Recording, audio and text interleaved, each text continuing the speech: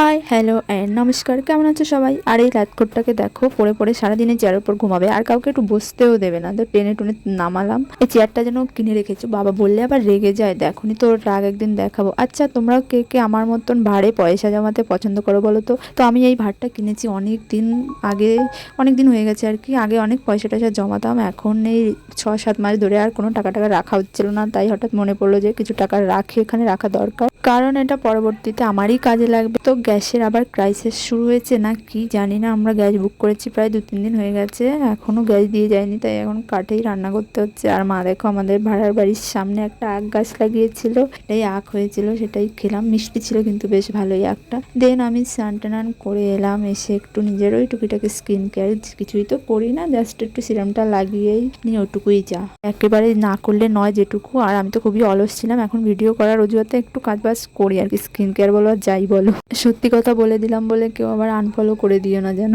তো আজকের ভিডিও এইটুকুই। কেমন লাগলো কমেন্ট করে অবশ্যই জানিয়ে। দেখা হচ্ছে নেক্সট ভিডিওতে। টাটা বাই, সবাই ভালো থেকো।